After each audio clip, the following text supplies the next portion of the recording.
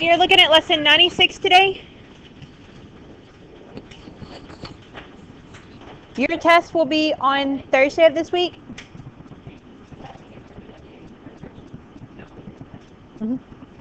That is fun. Friday? Why would you not need to be here? You're a freshman. Freshmen aren't supposed to go to prom. She is. But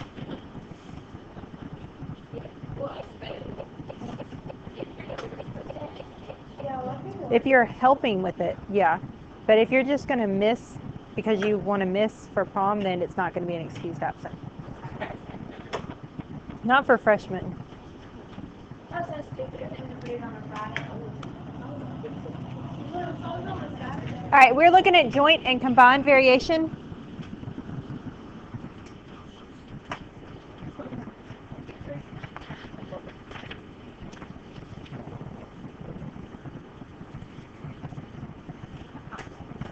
So if we have peaches varying jointly as apples and raisins, when it says jointly, it means they both vary directly.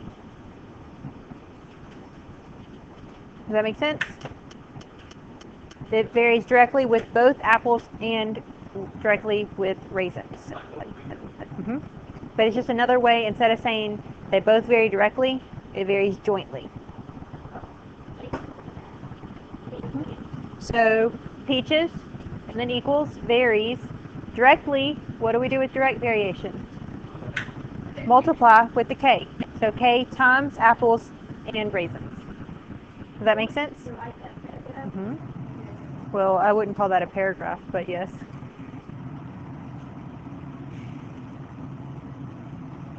So if they vary jointly, it's the same thing as both of them being direct variation. You can also do your proportions. Remember, for direct variation was A1 over A2 equals B1 over B2. You remember that? Well, instead of just having one variable over here, we have two, A and R. So AR1 and AR2. So if you want to do it using direct variation, or if you want to use proportions, it doesn't matter. Another letter. I personally don't use the proportion one unless they tell me I have to. I prefer doing the formula. That's just me. I find that these are easier than these. But that's just me. If you like proportions better, then do the proportions unless it says otherwise. Yeah, A1, R1, A2, R2.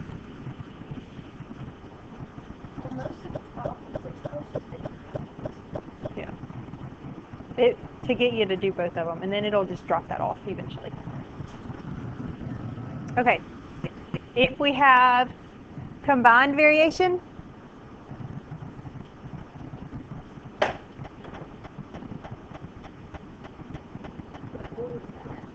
it's just like inversely. If you vary inversely as apples and raisins, inversely you divide. So apples and raisins are being divided by.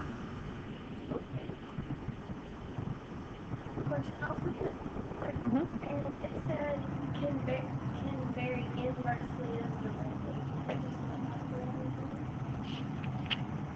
It was number one. It said like inversely directly. I don't know. It said both. Yeah.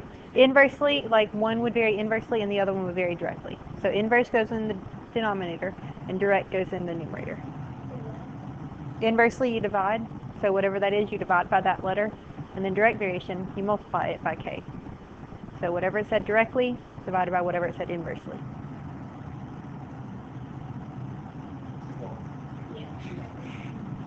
I could tell. She's like, no, No.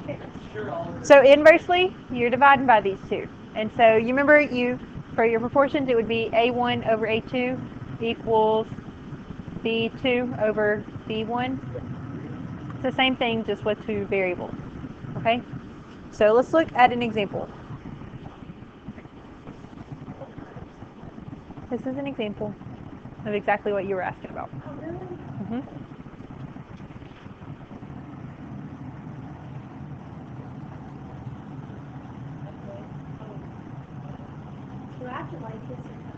I would like it. We're going to work it both ways, using proportions and using our formulas. The reason I want you to work it both ways is so that you can practice both of the ways. You know how I said I prefer the formula one? That's because that's the only way I ever did them. I never, like, my teacher never made me, I don't know if we even did the proportion way. I don't know. I just never used it. So I've always done the formula, and it's easy enough to do for me. But I want you to practice so that you understand how to do the proportion way.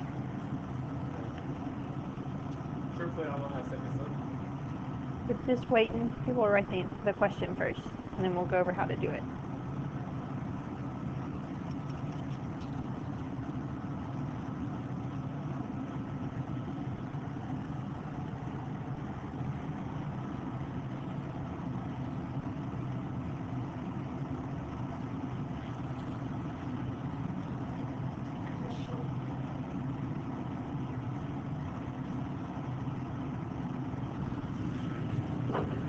All right.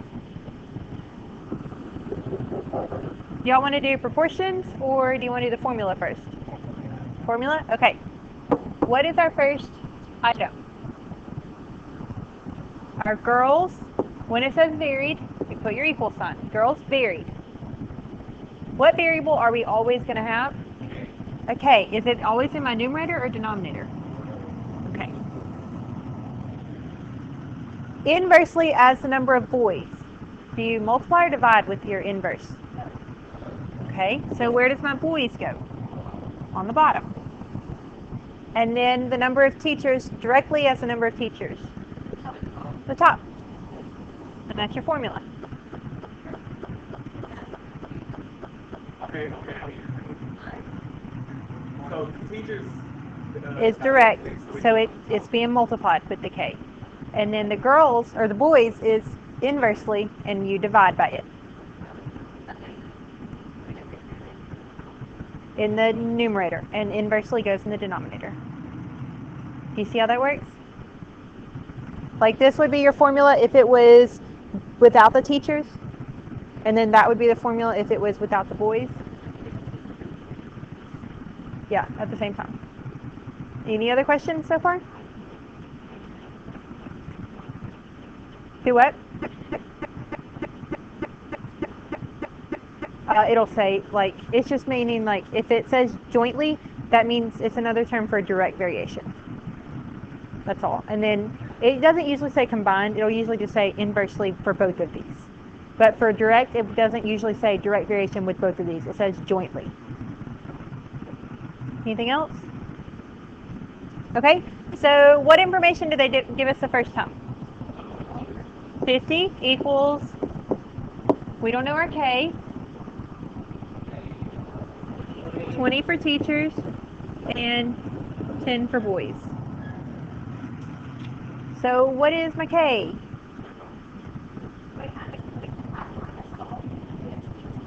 What's 20 divided by 10? And then what? You can also do, oh, well, I don't know what I just wrote there.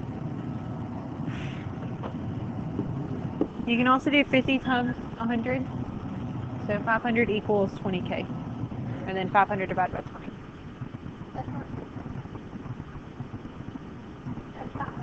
Yeah. All right, so our K equals 25. So this is my new formula. On what? Just wanted to figure out how to solve this for K. Oh yeah, I haven't gotten there yet. Y'all agree with this part? Yes. Okay, so how many boys were there when there were 10 girls and 100 teachers? So what am I going to fill in? 10 girls and 100 teachers. What am I going to have to do on this one?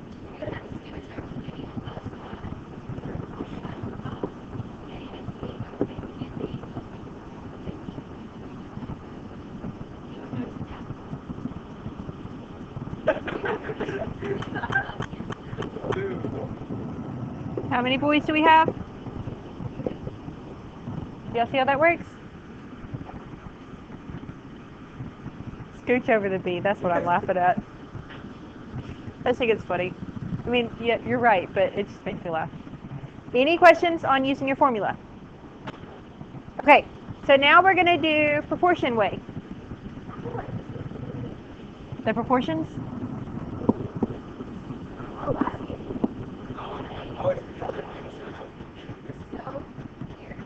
G1 over G2.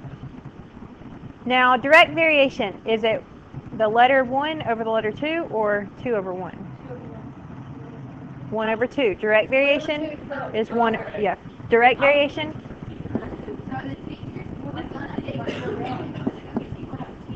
Yeah, because there's direct variation. And the boys are going to be inverse. Yes. Oh, that's what to be a base. That's just a square. Yeah, thanks. If it says squared, then you square it. Wait, so where's the big guy? Yeah. And that's for here? Or If it just says squares, like if it says something squared. The K isn't in the proportion one. Some other question? None so far? Do y'all see why the T1, T2, B2, B1 over there is like it is? Okay, so what is our G1? Okay, what is our G2? Okay, what is our T1? What is our B2? Because we're looking for how many boys. Okay, what is our T2? And what is our B1?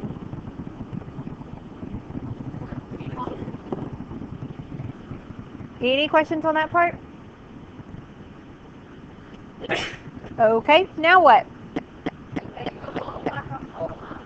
So 10 times 20, B2 equals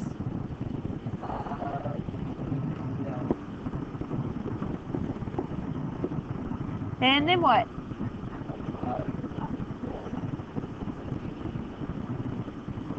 Where did I get what? 50 times 100 times 10. Yeah, cross multiply. And what is 50,000 divided by? I think it's a couple of yeah. I don't know. It may say it. I'm not going to check.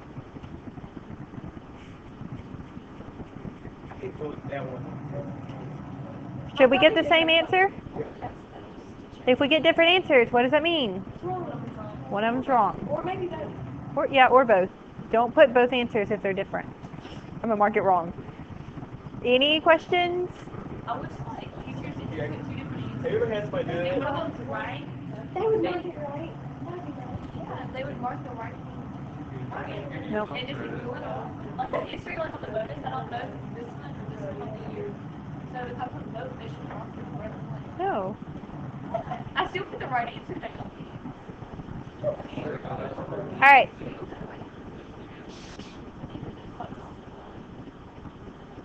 All right, we're looking at systems of equations. We did these last week. These were difficult. They were. They are irrational. Like 1 point in the blue. Yeah. What does that mean whenever it says they're going to be irrational? They're not. They're gonna go on forever. Not going to be whole number answers, basically, like we had on the last time we did these. Okay, so what do we want to do on this one? Over negative 5. Do you agree? Now what? So instead of x, what do I put?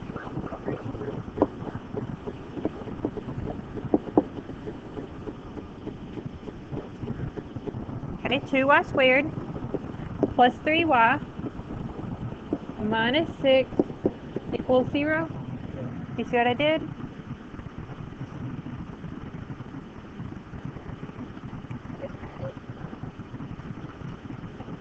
Fill that factor. Yeah. I know. What'll multiply to give me negative 12 and add to give me 3?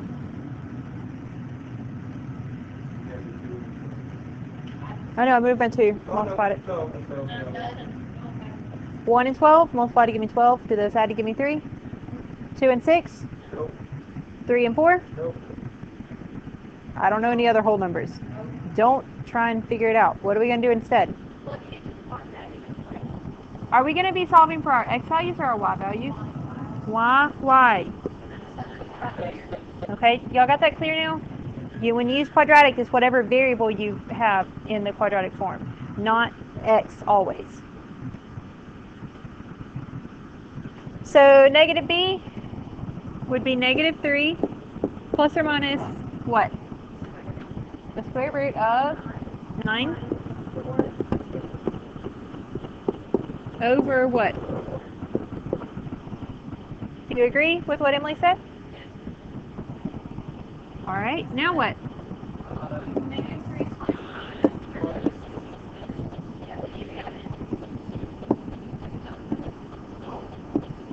Okay. That is our y, yes. So,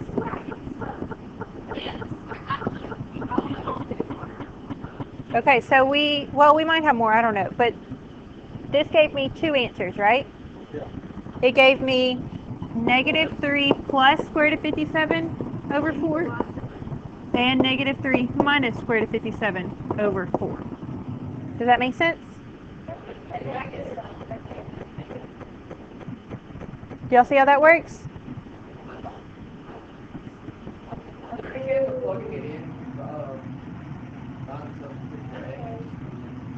The same way as the Yeah, I mean, you could do it the same. You could do the same concept and solve for your x first if you wanted. Okay? So now I got to find my x values. How can I do that? I would plug it in here. Okay.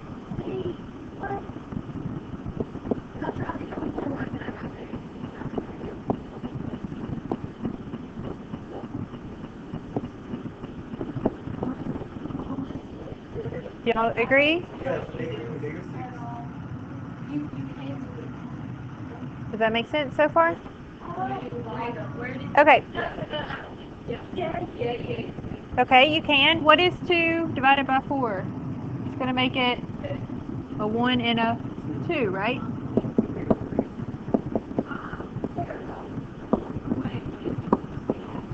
2 and the 4 reduce to make it 1 and 2. So you can multiply one time next.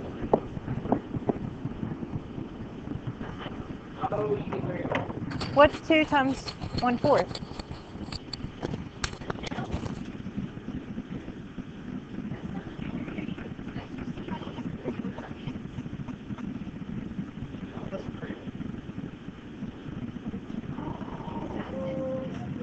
But we're not done. We're not done simplifying. Now we have to do that plus 3. Are we adding the 3 to the radical or to the negative 3 part? Okay.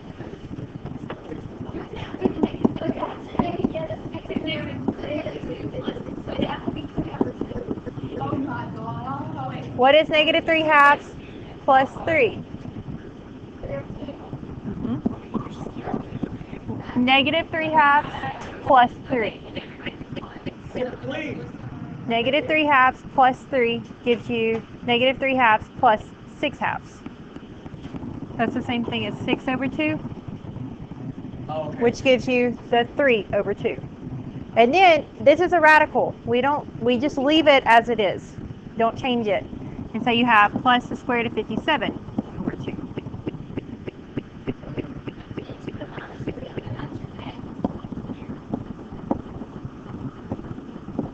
And if you wanted to, you could make it 3 plus square root of 57 over 2. Kind of like you have this one as 1. I don't care about that, whether you have them as two terms or just 1. Does that make sense? Yeah. Whenever you go to add it, you want them split up. So now we got to do for this other one. Yep. Well, it's going to be similar.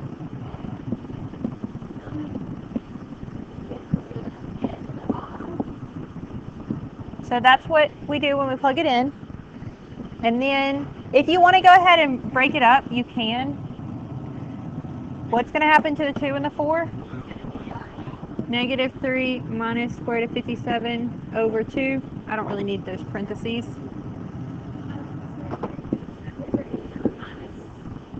Does that make sense?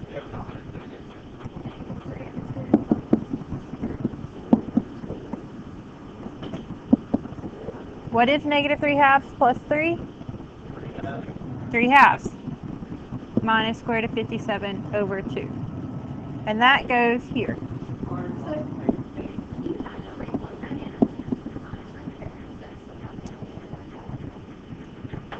Not always.